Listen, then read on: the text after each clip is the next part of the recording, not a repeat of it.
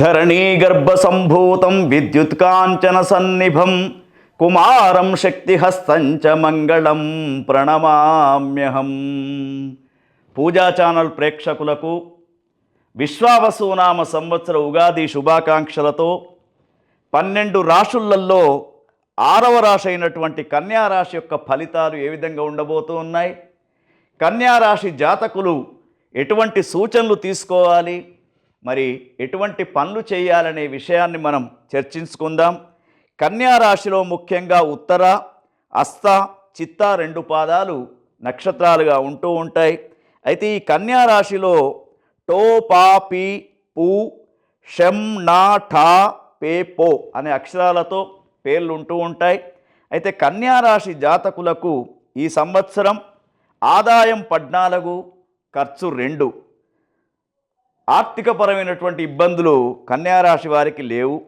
తర్వాత సంఘంలో 6 మెచ్చుకుంటే 6 విమర్శిస్తూ ఉంటారు. గౌరవము, రాజపూజ్యము, అవమానము సమానంగా ఉంది ఇక్కడ కాబట్టి దానికి కూడా ఏమీ భయం లేదు. అయితే కన్యారాశి జాతకులకు ఈ సంవత్సరం మే 15 దాకా మాత్రమే గురుబలం కనబడుతూ ఉంది. 9వ గురువు మే 15 దాకా ఉన్నాడు. తర్వాత మే 16వ తారీఖు నుండి వీరికి గురుస్థానం మారుతూ ఉంది కాబట్టి 10వ స్థానంలో గురువు వస్తూ ఉన్నాడు. కాబట్టి కొంత తొందరపాటు నిర్ణయాలు తీసుకోవద్దు, అనవసరమైనటువంటి విషయాలతో అలజడి చేసుకోవద్దు. మానసికపరమైనటువంటి టెన్షన్స్ ఉంటూ ఉంటాయి, కానీ గతంలో మీరు సంపాదించినటువంటి ఫలితం కానివ్వండి, గతంలో ఉన్నటువంటి వ్యాపారాలు కానివ్వండి కంటిన్యూ చేయండి. కొత్త వ్యాపారాలకు మే 15 తర్వాత ముందుకు వెళ్ళకండి. తర్వాత శనిగ్రహం 7వ శని కాబట్టి కొంత అనారోగ్య సమస్యలు, ముఖ్యంగా అల్సర్కు సంబంధించినటువంటి సమస్యలు ఏర్పడే అవకాశం ఉంది. తర్వాత బోన్స్, ఆర్థోకు సంబంధించినటువంటి కొంత ఎఫెక్ట్ కూడా కనబడుతూ ఉంది. తర్వాత వీరికి రాహుగ్రహం 7, 6 స్థానాల్లో ఉంది కాబట్టి 7వ స్థానంలో కొంత మేలు చెయ్యడు రాహుగ్రహం. 6వ స్థానానికి వచ్చేసరికి కొంత మేలును చేస్తూ ఉంటాడు. తర్వాత వీరికి కేతుగ్రహం 1, 12 స్థానాలలో కనబడుతూ ఉంది. మరి వీరు ఈ సంవత్సరం మిశ్రమ ఫలితాలు కనబడుతూ ఉన్నాయి వీరికి. గత సంవత్సరం ఏదైతే ఉందో అంత వైభవంగా ఇప్పుడు లేకున్నా కూడా ఉన్న దాంట్లో తృప్తిగా జీవించడం, ముఖ్యంగా సంతానపరమైనటువంటి అభివృద్ధి కనబడుతూ ఉంటుంది. కుటుంబంలో చాలా చక్కని ప్రశాంతమైనటువంటి వాతావరణం ఉంటూ ఉంటుంది.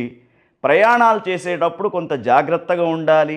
నూతనమైనటువంటి వ్యాపారాలు ఏవి కూడా ఈ సంవత్సరం పెట్టకుండా ఉంటేనే బాగుంటుంది. లేదు కంపల్సరీ పెట్టాలనుకున్నప్పుడు మే 15వ తేదీలోపుగానే వ్యాపారాలు ప్రారంభం చేసుకోండి. మరి అదేవిధంగా మీకు కూడా షష్ఠగ్రహ కూటం యొక్క ఎఫెక్ట్ 3 మాసాలు ఉంటుంది కాబట్టి మరి 3 మాసాలు మీరు ఉన్నదాంట్లో తృప్తి పొందడం నేర్చుకోండి. తర్వాత శనికి సంబంధించినటువంటి తైలాభిషేకం కానివ్వండి, ఆంజనేయ స్వామికి తమలపాకులతో పూజ కానివ్వండి ప్రతి శనివారం రోజున చేసుకోండి. తర్వాత ఏవైతే శనికి సంబంధించినటువంటి దేవాలయ క్షేత్రాలు ఉన్నాయో అక్కడ దర్శించుకోండి. తర్వాత ముఖ్యంగా నరదృష్టి పడకుండా ఏదో ఒక జపాన్ని ప్రతిరోజు మీరు చేస్తూ ఉండండి. మీకు అనుకూలమైనటువంటి వాతావరణం ఏర్పడుతూ ఉంటుంది. ఈ విశ్వావసునామ సంవత్సరం అనుకూలంగా ఉండాలని చెప్పేసి కోరుకుంటూ ఓం తత్సత్.